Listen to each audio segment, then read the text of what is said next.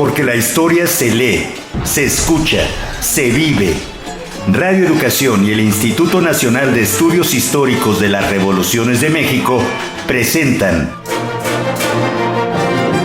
Historia Viva, la voz del pueblo de México.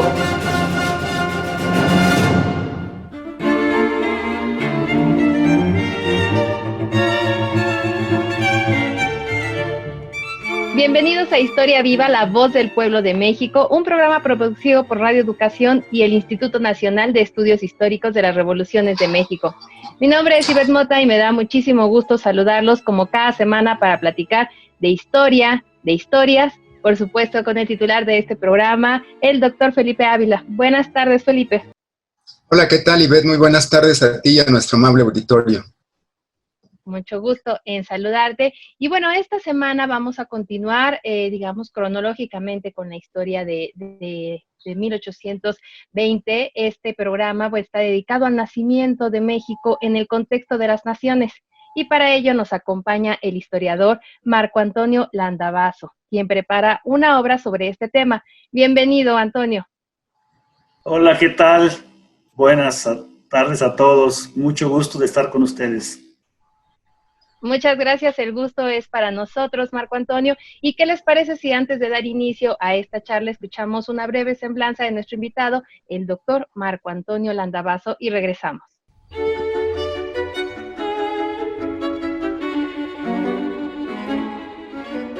Marco Antonio Landavazo es director en Historia por el Colegio de México. Es además profesor investigador de tiempo completo en el Instituto de Investigaciones Históricas de la Universidad Michoacana, instituto del que fue director en los años 2012 a 2016. Desde enero de 2019 se desempeña como coordinador de la investigación científica en la misma universidad.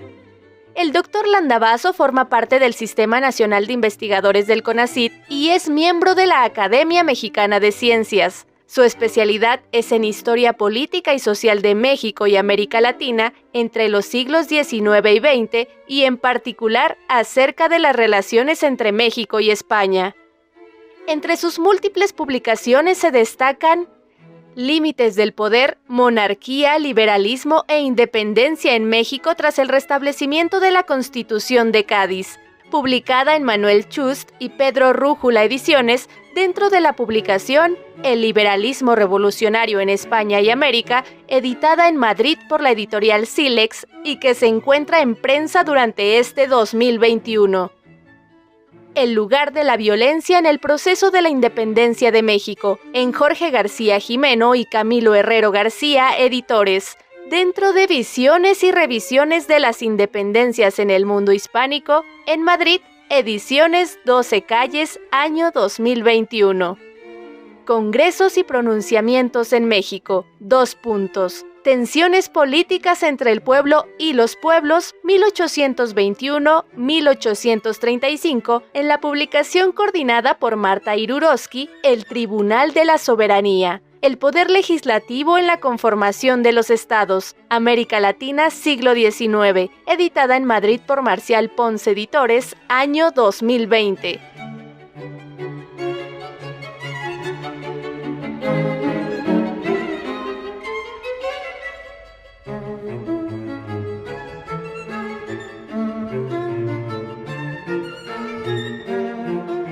Estamos de regreso en Historia Viva. Agradecemos a quienes nos siguen por Facebook y Twitter, tanto en Radio Educación como el INER, en sus respectivas páginas web y en las emisoras 1060 de AM, en el 96.5 de FM de la Ciudad de México, el 104.3 FM de Hermosillo, Sonora, y un saludo muy particular a Guadalajara, quienes nos escuchan también en la señal radiofónica, allá con estas emisoras hermanas que se unen a esta transmisión.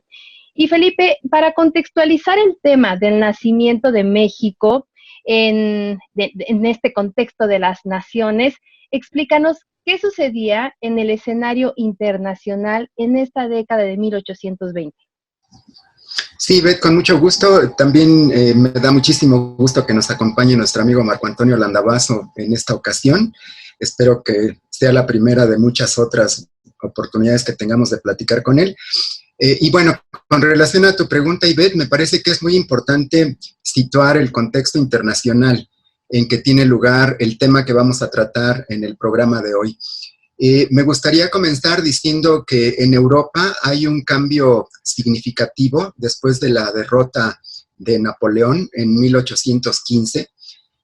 La irrupción de la Revolución Francesa, que se extendió a prácticamente la mayor parte de Europa desde finales del siglo XVIII y comienzos del XIX, llegó a su fin con la derrota de Napoleón en Waterloo en 1815, y a partir de la derrota de los ejércitos franceses llevada a cabo por la Santa Alianza, en el Congreso de Viena se diseña una nueva estructura, un nuevo acomodo, un nuevo equilibrio entre las potencias europeas, en donde las potencias triunfadoras sobre Napoleón definen unas nuevas reglas del juego, en donde castigan a los países, a las naciones que se aliaron con Bonaparte, y premian a ellas mismas y también a las naciones aliadas. Entonces se da un rediseño, una rearquitectura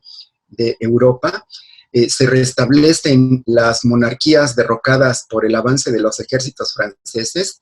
Es una etapa de restauración, de conservadurismo, de restablecimiento de las monarquías constitucionales, pero sin embargo, Ivette, esto no es obstáculo para que no hayan permeado y arraiguen muchas de las ideas, de los principios que los ejércitos napoleónicos se encargaron de diseminar por el resto de Europa y en buena parte del mundo.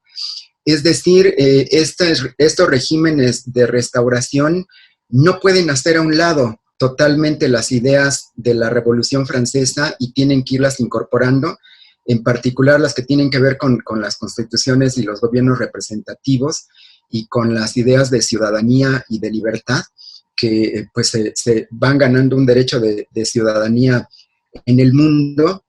Y también es muy importante señalar que en este reacomodo, pues evidentemente la potencia que consolida su supremacía, no solamente en Europa, sino en el mundo, como la primera potencia económica, comercial y marítima, pues es Gran Bretaña, ¿no? Entonces es una reestructuración de las relaciones internacionales, pero que tienen una gran potencia hegemónica, que es Gran Bretaña, ¿no? En el continente americano también ocurren cambios importantes. A lo largo de las dos primeras décadas, pero sobre todo en la segunda década del siglo XIX, tienen lugar las independencias de las naciones iberoamericanas, no solamente las colonias españolas, sino también la colonia portuguesa de Brasil. En 1804, la primera nación que se independiza es Haití, se logra independizar de Francia, pero después en 1811 lo hace también Paraguay. En 1816 nace Argentina, de las Provincias Unidas de La Plata. En 1818 hace lo mismo Chile. En 19 la Gran Colombia, en donde Simón Bolívar logra independizar a Venezuela, Colombia, Ecuador y Panamá. También en 1819 ocurre la negociación en donde España le cede el territorio de la Florida a los Estados Unidos, y en 1821 tienen lugar las independencias de México y Perú, y un año después la independencia de Brasil. Esto es importante, Ivette, porque este reacomodo que ocurre en Europa y en el mundo con el avance de la Revolución Francesa, con la derrota de Napoleón y con el reacomodo de las potencias, pues significa también, entre otras cosas, el colapso del imperio español de 3 centurias, ¿no? Es la etapa en donde surgen como naciones independientes todas estas colonias americanas españolas, y es realmente una etapa que comienza en condiciones muy difíciles, pero muy importantes, porque realmente pues lo que ocurre es un parteaguas en la historia del mundo, en la historia de Europa, en la historia de América y también, desde luego, en la historia de la nueva nación mexicana, Ivette. Así es, Felipe, justamente es un parteaguas. Y en este escenario, en este resumen de este escenario mundial que nos ha dado Felipe, de las independencias en el continente americano, Marco, yo te preguntaría a ti, bueno, en principio, bienvenido a Historia Viva una vez más. Si nos puedes explicar cómo se desarrolló todo este proceso en la búsqueda del reconocimiento internacional de la naciente nación mexicana, los antecedentes o sus rasgos generales. Sí, muchas gracias, Ivette. Pues mira, Felipe ha dado un panorama espléndido, casi ha dicho todo lo que tenía yo que decir, pero sí, yo quisiera subrayar que lo que conocemos como la independencia de México, el proceso de la independencia de México, pues es un proceso que está inmerso en este contexto, ¿no? Forma parte del contexto, el contexto internacional que ha descrito muy bien Felipe. Quiere decir que entre el conjunto de factores que influyen en cómo se da el proceso de la independencia y el desenlace que tiene, pues este factor internacional es fundamental, porque para empezar, pues hay que recordar que formábamos parte, la Nueva España, lo que después se llamaba México, pues del Imperio Español. Y el Imperio Español pues está inmerso en una actividad y en un conflicto permanente con las potencias europeas y también con los Estados Unidos, que ya para principios del siglo XIX, pues ya los actores diplomáticos veían como una potencia en ciernes, ¿no? Una amenaza ya más que potencial. Entonces, es muy interesante cuando nos fijamos en los documentos de los propios insurgentes, ya muy pronto ellos visualizan que este factor internacional es fundamental. Nomás por poner un ejemplo, hay unas famosas cartas que el obispo de Puebla, Manuel Ignacio González del Campillo, envía a José María Morelos y a Ignacio López Rayón, en 1811, para convencerlos de que dejen el movimiento, que dejen las armas y acaben con la insurrección.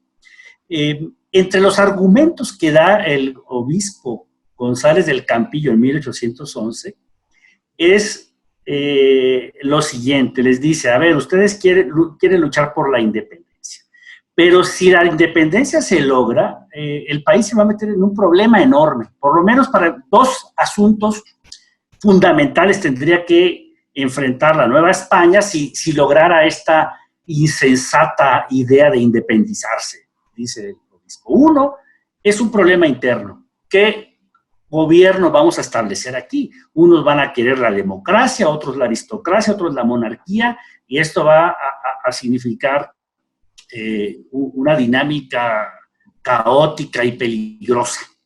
Pero el segundo problema que veía Ignacio González del Campillo es, y luego, ¿qué va a pasar con las potencias mundiales? ¿Nos van a reconocer?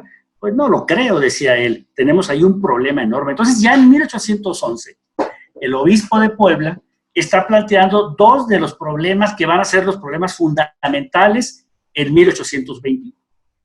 Ya una vez que se logra la independencia, que se consuma la independencia, como se suele decir, pues el país se enfrenta efectivamente a esos dos problemas. Uno, ¿cómo nos vamos a organizar ahora?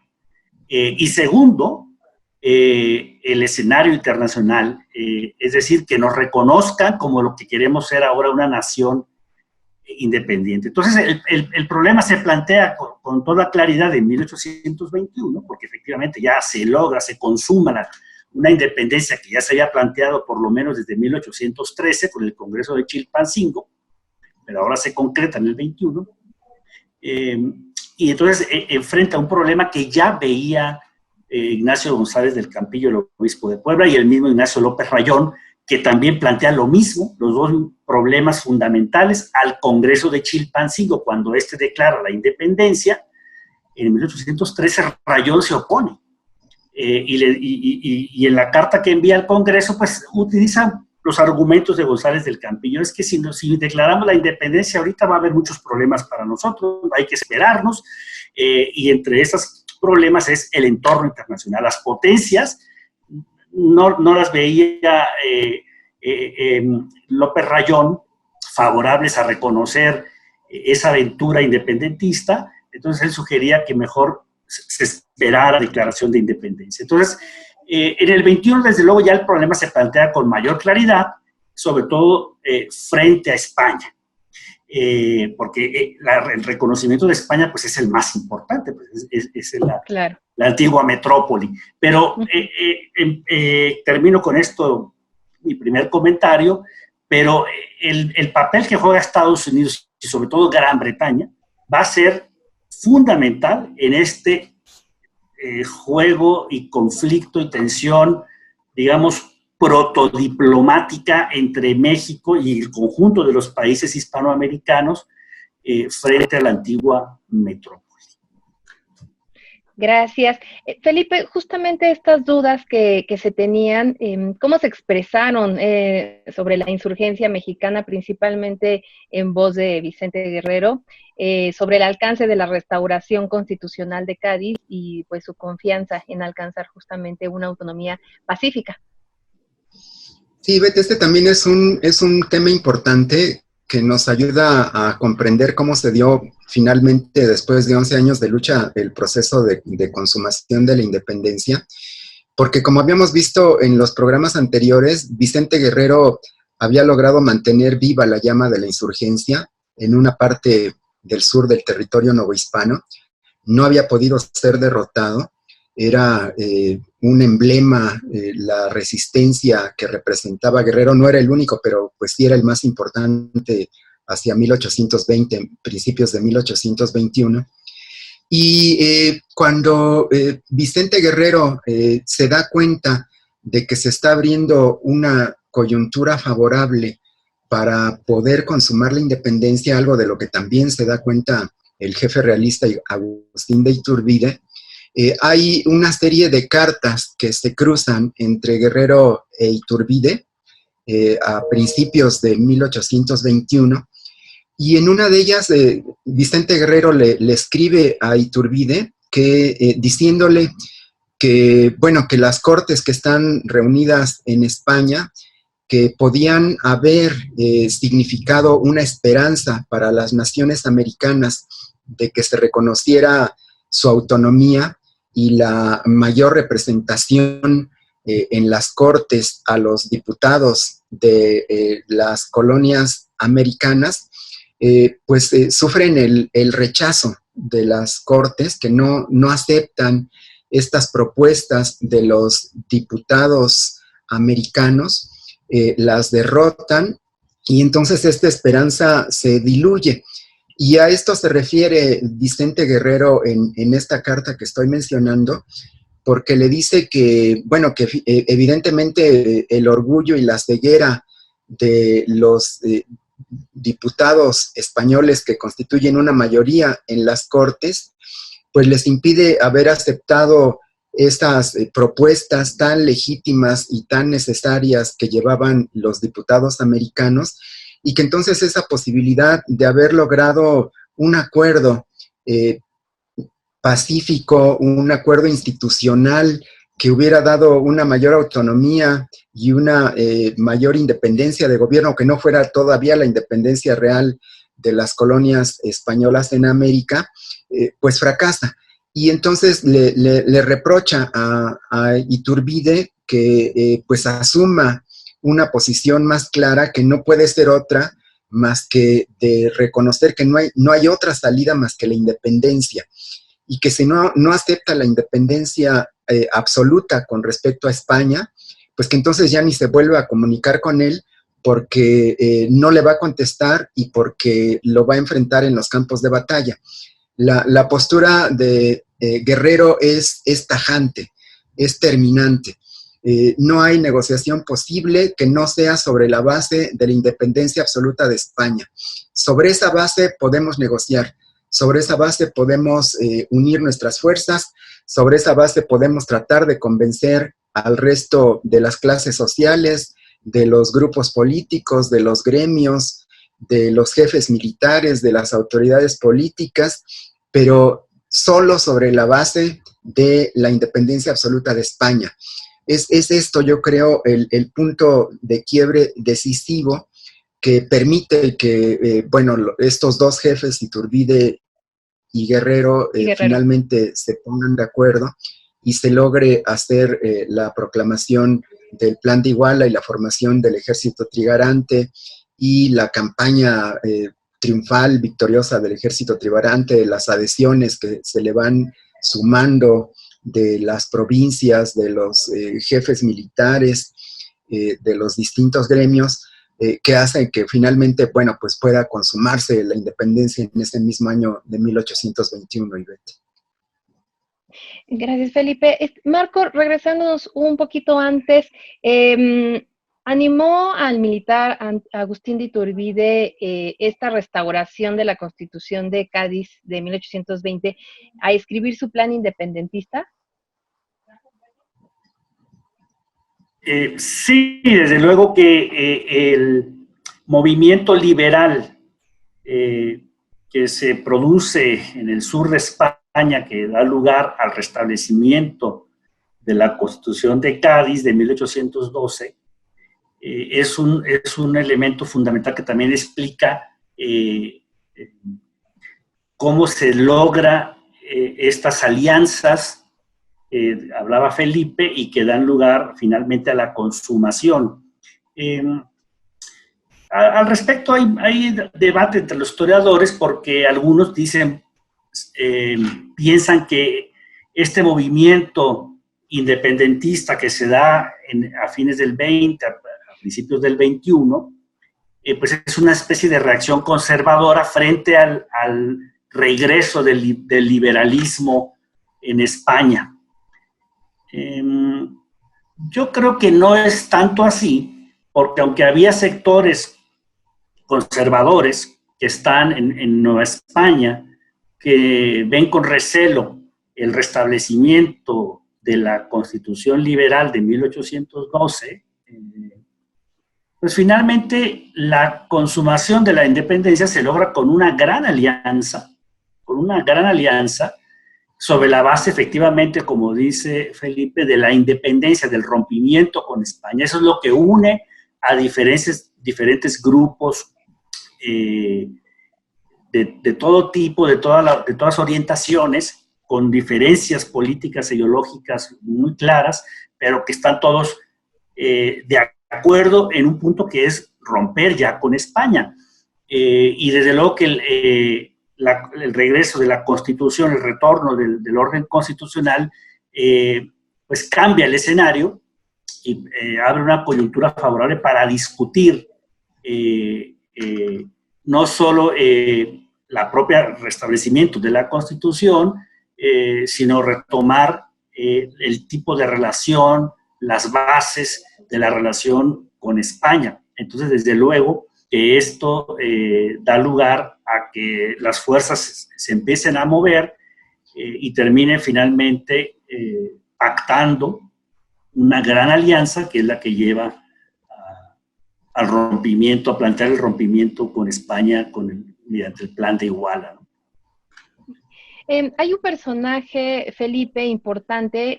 ¿Cuál fue el papel de José Manuel de Herrera? ¿Quién fue y por qué su papel fue tan relevante en este momento?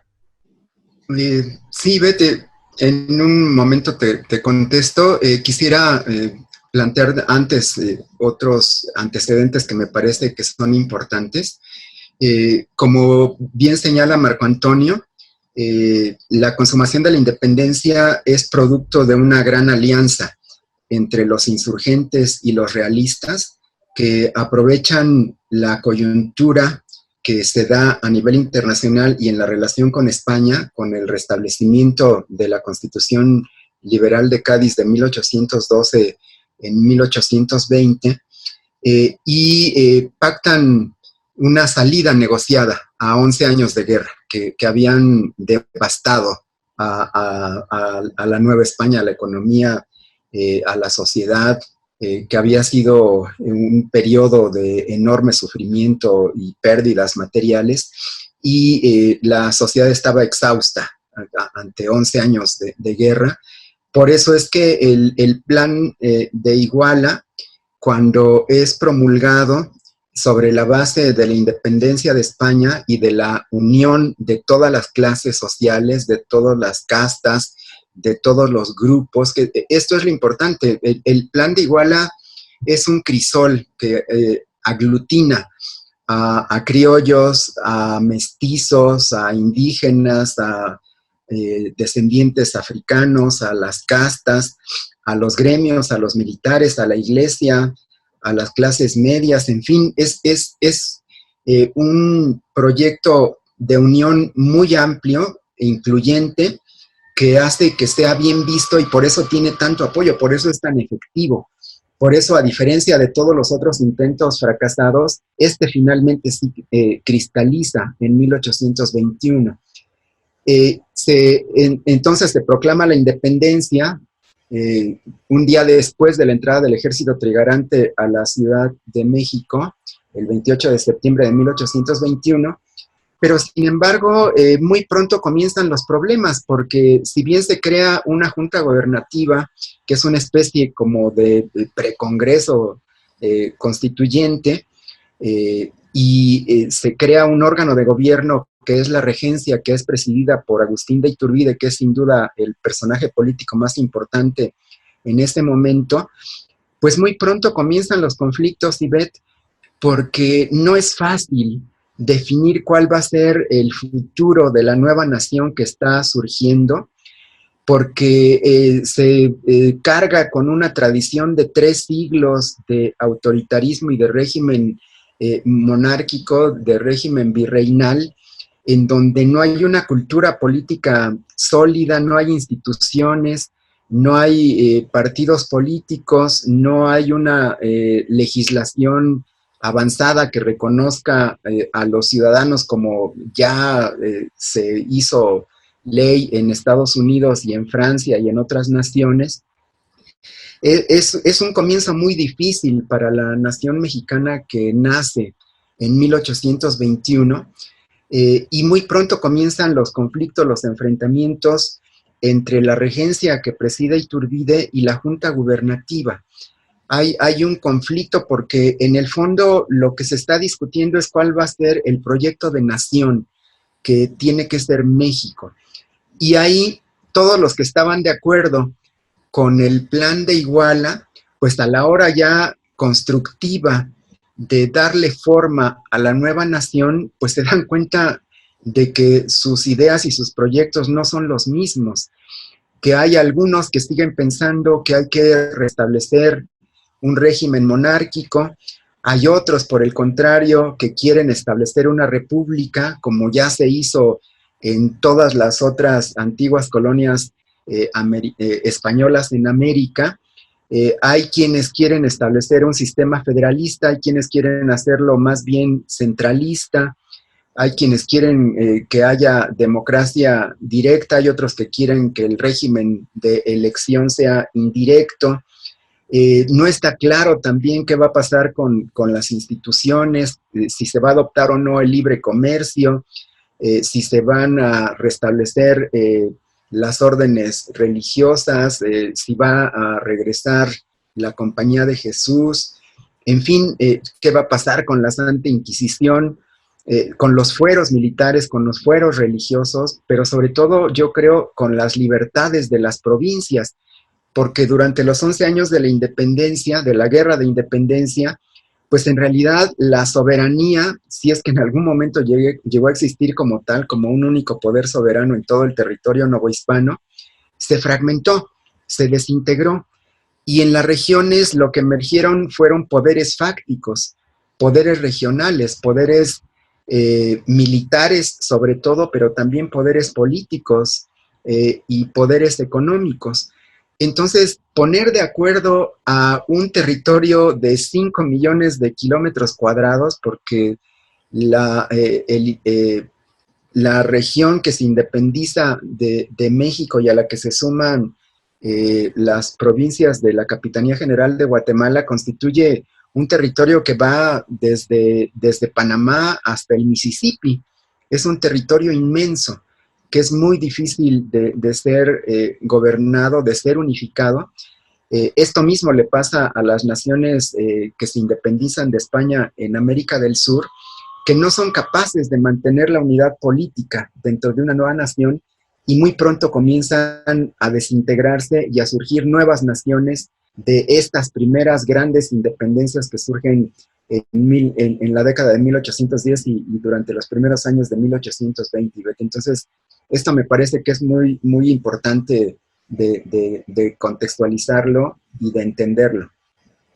Así es, Felipe, y justamente para poder hacer un breve resumen acerca de este desarrollo, el escenario mundial de las independencias en el continente americano, conocer también pues lo que sucedía, ¿no? Las colonias norteamericanas, Francia, España, qué pasaba en el mundo en esas épocas. Preparamos la siguiente cápsula para nuestro público.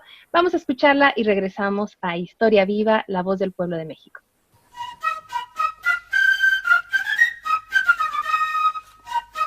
La independencia de las naciones hispanoamericanas coincidió con el surgimiento de Gran Bretaña como potencia marítima, comercial y financiera, proceso iniciado con la Guerra de los 7 Años, sucedida entre 1756 y 1763, así como con la firma del Tratado de París, el cual garantizaba la expansión británica en América en detrimento de la presencia francesa.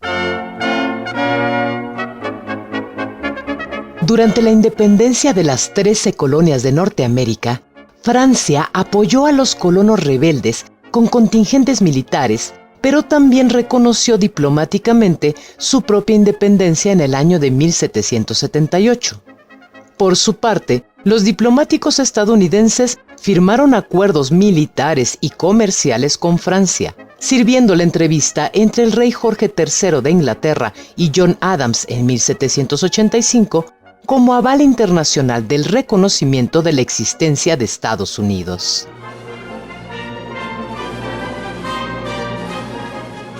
La Revolución Francesa fortaleció los principios republicanos mundiales al derrocar a una de las aristocracias más antiguas de Europa y al negar los derechos reales de sus gobernantes e imponer los principios de la soberanía popular. Las guerras napoleónicas crearon entonces una coyuntura favorable para el desarrollo de los movimientos independentistas americanos. En un acto casi contradictorio, Inglaterra colaboraba con España para derrocar a Francia, a raíz de la invasión francesa de la península ibérica, mientras en el Nuevo Mundo mantenía relaciones estrechas con los rebeldes, a quienes suministraba armas, unidades de infantería e incluso caballería. El interés de la Gran Bretaña era abrir los inmensos territorios americanos al comercio internacional para lograr con ello una entrada económica continua a cambio de sus manufacturas.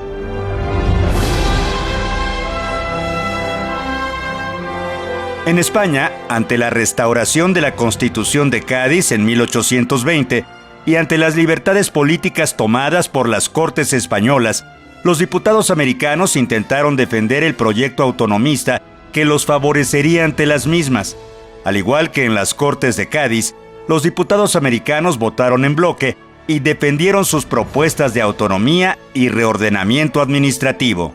Ante el hecho consumado de las independencias de los territorios americanos, los diputados españoles trataron de defender el monopolio comercial para la península ibérica, mientras los americanos intentaban conseguir el reconocimiento de la metrópoli.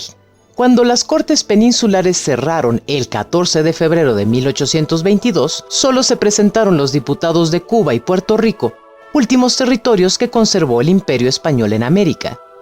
En el caso mexicano, el último virrey de la Nueva España fue Juan O'Donojú, quien reconoció la independencia de México respecto de España e incluso firmó los tratados de Córdoba con Agustín de Iturbide. La propuesta de establecer monarquías españolas en las nuevas naciones, así como restituir el dominio español en América, llevó a los Estados Unidos a enviar agentes y cónsules para promover los principios republicanos y reconocer diplomáticamente a las nuevas naciones. Como colofón, el presidente James Monroe lanzó en diciembre de 1823 su advertencia contra cualquier intento de colonización de las potencias europeas en el continente americano. Inglaterra, por su parte, presionó a España para reconocer a las nuevas naciones americanas, ante la evidencia de su incapacidad para conservarlas.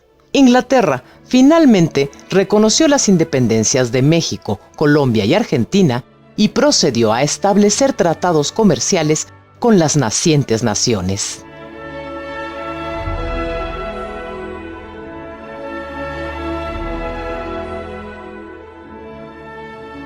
Estamos de regreso en Historia Viva, la voz del pueblo de México. Para continuar con el tema, Marco Antonio, ¿cuál fue la forma de gobierno, cuál era la más adecuada para el país, para esta nueva nación mexicana, todo el contexto que se estaba desarrollando en ese momento y también a nivel internacional, cómo se enfrentaba a esta situación? Sí, mira, el plan de Iguala, con el cual se proclama la independencia de México frente a España, pues es muy claro, establece una monarquía en la forma de un imperio. Lo interesante aquí es que este plan de Iguala ofrece en primera instancia el trono de este nuevo imperio mexicano al mismo rey español, Fernando VII, o a algún miembro de su familia. Y en caso de que ninguno aceptara, pues ya se buscaría uno acá en México, que fue lo que finalmente ocurrió. Y terminó siendo Agustín de Iturbide. Pero nos habla de algo muy interesante, la idea inicial del plan de Iguala, que era seguir manteniendo un vínculo de alguna manera con España, pues que finalmente el monarca español sería de aceptar el emperador. Pero las cortes y el propio rey español pues rechazaron incluso esta salida, ¿no? Porque rechazaban la idea de la independencia. Aunque había voces en España, hubo voces siempre en España que plantearon negociar, llegar a acuerdos con los americanos, con las disidencias americanas, pues la postura oficial fue no reconocer ningún tipo de independencia, ni siquiera con un hipotético trono mexicano encabezado por el monarca español. Lo cual entonces planteó a ese nuevo imperio, a esa nueva nación que empieza a construirse, el imperio mexicano, pues planteó uno de los dilemas fundamentales, que era que se reconociera por el entorno internacional, sobre todo por las principales potencias, esta independencia y este nuevo carácter de nación soberana. Como España mantuvo, la corona española mantuvo una postura muy obtusa, rígida, de no reconocer bajo ninguna circunstancia, rápidamente en México hubo la conciencia de que había que lograr el apoyo de las potencias. Entonces hay acercamientos con Estados Unidos, sobre todo por la cercanía, y con Gran Bretaña. Entonces, el gobierno imperial, la regencia de la que hablaba Felipe, que se establece en 1821, encabezada por Iturbide, muy pronto, el 4 de octubre del 21, esta regencia, este gobierno imperial, hizo un nombramiento como secretario de Relaciones Interiores y Exteriores en la persona de José Manuel Herrera, quien se convirtió, un antiguo insurgente que había sido, por cierto, enviado de la insurgencia en 1815 a Estados Unidos, pues se convierte en secretario de Relaciones Interiores y Exteriores en 1821 y despliega esta incipiente Secretaría de Relaciones Interiores y Exteriores, encabezada por Herrera, pues una labor muy importante. Empezó a establecer comunicación, sobre todo con Estados Unidos, con Gran Bretaña y con algunos países de América como Colombia, Perú y Brasil.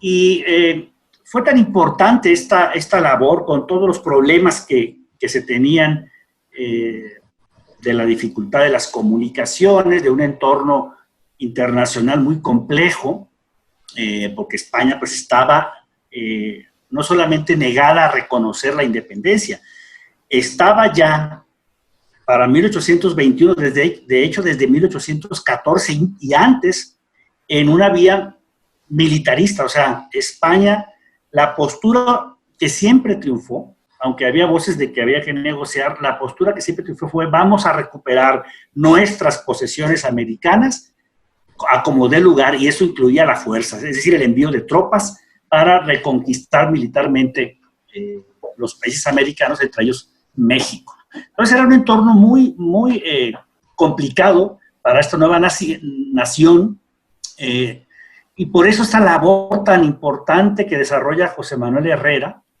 y es tan importante que con todas estas complicaciones rápidamente logra en 1822 el reconocimiento de Estados Unidos. Claro, Estados Unidos y Gran Bretaña, que luego reconocen en el 24 también la independencia de México, desde luego que también no lo hacían por razones altruistas de buena fe, ¿no? Tenían importantes intereses económicos, sobre todo de tipo comercial, una ventana de oportunidad enorme para los productos, sobre todo británicos. Entonces, digamos que no fue gratuito. Pero claro, era un quid pro quo, ¿no? Es decir, vas a obtener ventajas tú, Estados Unidos y Gran Bretaña, en México, ventajas comerciales, y yo acá me voy a reconocer, voy a tener un reconocimiento como país soberano, que va a ser un arma importantísima, va a terminar siendo un dique importante ante las pretensiones militaristas de España, y una presión sobre la diplomacia española, pues para, si no reconocer la independencia, por lo menos acercarse y entablar negociaciones, ¿no? Entonces, de verdad que con todos los problemas que tuvo el gobierno imperial, tan precario, tan cuestionado luego muy rápidamente por los problemas políticos internos, por las propias torpezas de Agustín de Iturbide, que se enfrenta rápidamente con el Congreso. Pues sí, es muy destacable esta labor de acercamiento con Estados Unidos, con algunos países como Colombia y Perú, obtener el reconocimiento y otorgarlo en el caso de Colombia y a Perú, que además establecieron también, así como dijo Felipe, que Guerrero dijo: sí, yo negocio contigo, Iturbide, lo que quieras, pero la condición es la independencia. El gobierno imperial también decidió acercarse, por ejemplo, con comisionados españoles que llegaron en 1822, enviados por el Congreso. A cambio, no reconocieron el Tratado de Córdoba, pero envían unos comisionados. Y la instrucción del gobierno imperial fue: nombramos unos comisionados para que mexicanos que reciban a estos españoles, pero sobre la base de la independencia, del reconocimiento de la independencia mexicana, una postura que se mantuvo inalterable hasta 1836. Gracias, Marco. Bueno, el reconocimiento español para las naciones hispanoamericanas era importante porque significaba la paz. Preparamos esta segunda cápsula para ustedes que puedan conocer un poco sobre los aspectos internacionales que rodearon el nacimiento de México independiente, para ir concluyendo este segmento de este programa. Y regresamos en un momento más.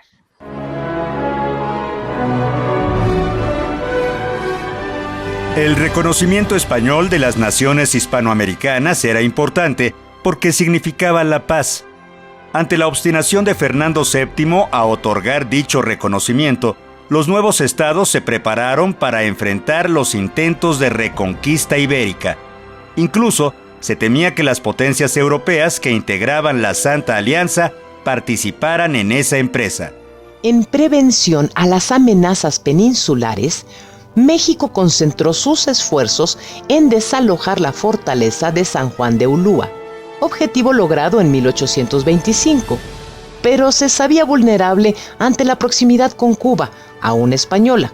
Por ello, construyó fortificaciones y pidió préstamos a bancos ingleses para preparar a su ejército ante las posibles agresiones españolas. En 1829, el intento de reconquista se materializó en la expedición de Isidro Barradas, mismo que terminó en desastre para los invasores y en la exaltación de Santa Anna como héroe de la patria. Como nación independiente, México estableció entonces relaciones diplomáticas con otras naciones americanas. Apenas llegó el representante colombiano Miguel Santamaría, y ya México reconocía a Colombia como potencia libre e independiente.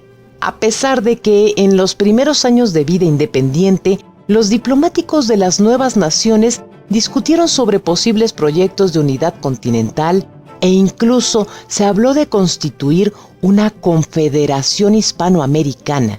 Sin embargo, las naciones sudamericanas vivieron conflictos bélicos recurrentes durante el siglo XIX. Los representantes de los nacientes estados, una vez obtenido el reconocimiento diplomático, se convirtieron también en actores políticos al presionar a los nuevos gobiernos para favorecer determinados intereses sobre otros. En el caso mexicano, los representantes estadounidenses insistieron en adquisiciones territoriales y concesiones comerciales. Tal vez el caso más ilustrativo es la Guerra de Texas, la cual distó de ser un conflicto interno al hacer patente la intromisión estadounidense. Francia bloqueó el puerto de Veracruz y exigió retribuciones económicas exorbitantes para sus ciudadanos.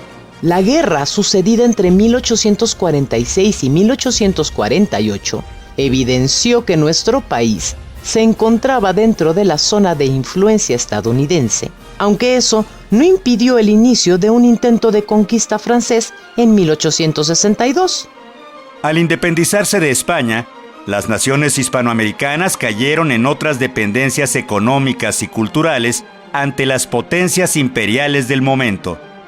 Este no fue un proceso exclusivo del continente americano. En África y en Asia se vivieron experiencias mucho más dramáticas para la humanidad.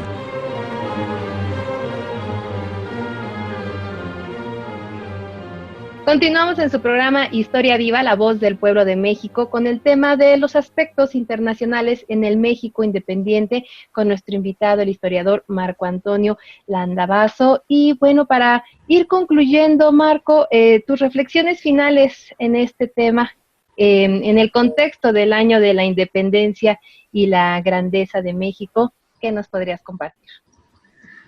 Bueno, pues a mí me gustaría rescatar algo que dijo Felipe, pero que además me recuerda también a este personaje que cité, el obispo de Puebla, González del Campillo, quien decía ya desde 1811, pensaba él que era una quimera la independencia en ese año, que buscaban Morelos, López Rayón,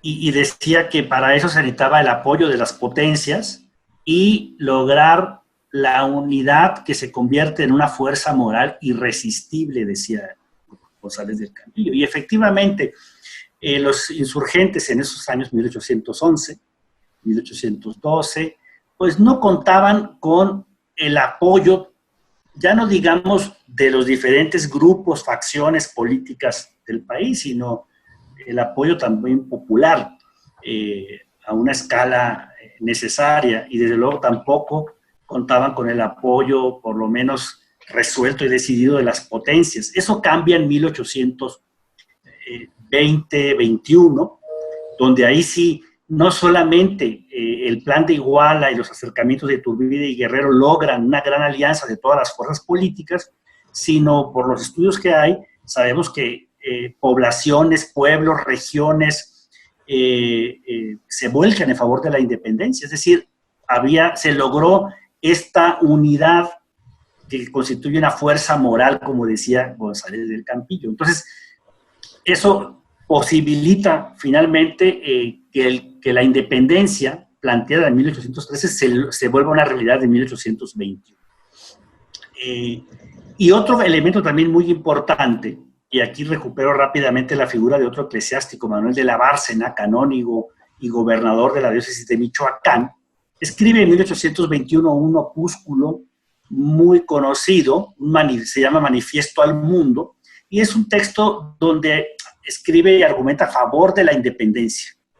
Y es muy interesante cómo dice de la Bárcena una idea fundamental, que lo que empezó en 1810 como guerra civil, para 1821 se había convertido ya en una guerra entre naciones. Es decir, lo que empieza en el 10 como una disputa entre americanos, se convierte ya para el 21, una vez lograda la unidad prácticamente de todas las regiones, de todas las poblaciones, de todos los grupos en torno de la independencia, del rompimiento con España, pues ahora lo que tenemos es una nación en ciernes, en proyecto, en construcción, pero finalmente una nación que se plantea como tal, que quiere ser como tal, frente a otra nación que era España, y entonces dice la Bárcena, ahora si ustedes no reconocen la independencia, lo que puede haber es una guerra entre dos países. Y esto también habla de que también cambiaron para el 21 las sensibilidades, digamos, colectivas y políticas, ¿no? Ya por lo menos las élites, los grupos dirigentes a nivel político, cultural, ideológico, ya se asumen como una nación que se inserta en el concierto internacional. Por eso tan importante es la labor diplomática primigenia que hace el gobierno que nace en 1821. Muchas gracias, Marco Antonio. Qué importante lo que nos comentas todos para poder justamente entender todo este proceso que vivió México y esta lucha también, no solo de independencia, sino esta lucha en el reconocimiento tanto nacional como internacionalmente. Felipe, ¿con qué concluimos y qué nos espera rápidamente el siguiente programa?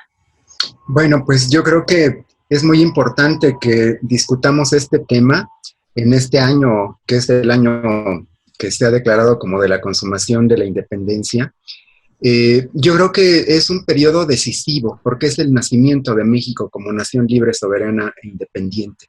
Y es un comienzo muy difícil, es un comienzo cuyo primer experimento fracasa, porque el imperio mexicano pues es efímero, pero da pie a un sistema republicano que es el que todavía tenemos. Me parece que es muy importante ver este primer nacimiento de México como nación independiente en toda su complejidad y también ver a un personaje como Iturbide, que tiene un papel central en este proceso y que pues ha sido motivo de una gran discusión historiográfica, a menudo muy polarizada, entre la gente que lo reivindica, que lo idolatra, y por otro lado la gente que lo critica y que lo condena, ¿no? Creo que en este año es un año muy importante para poder hacer una discusión historiográfica seria, reflexiva, crítica, que pueda entender a este personaje en toda su complejidad y que pueda entender sobre todo a este proceso de nacimiento de la nación mexicana en toda su complejidad, Ivette. Y bueno, el siguiente programa vamos a hablar sobre el gobierno de Vicente Guerrero y sobre el asesinato de Vicente Guerrero. Nos va a acompañar Juan Ortiz Escamilla, otro muy destacado historiador de la independencia nacional. Y bueno, pues nos va a dar muchísimo gusto compartir contigo y con nuestro amable auditorio este espacio. Y bueno, pues agradecemos enormemente a Marco Antonio Landavazo que nos haya acompañado en esta ocasión, Ivette. Así es, Felipe, pues muchas gracias también al doctor Marco Antonio Landavazo, gracias por acompañarnos hoy y gracias a todos ustedes que nos escuchan semana a semana aquí en Historia Viva, la voz del pueblo de México. Nos escuchamos, los esperamos la siguiente semana, mientras tanto quédese en la señal de Radio Educación.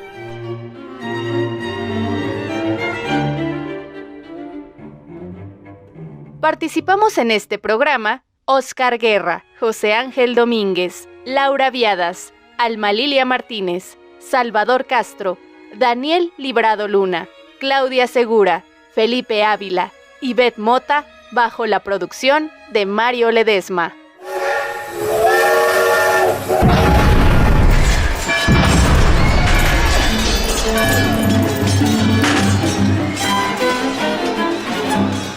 Porque la historia se lee, se escucha, se vive. Radio Educación y el Instituto Nacional de Estudios Históricos de las Revoluciones de México presentaron Historia Viva, la voz del pueblo de México.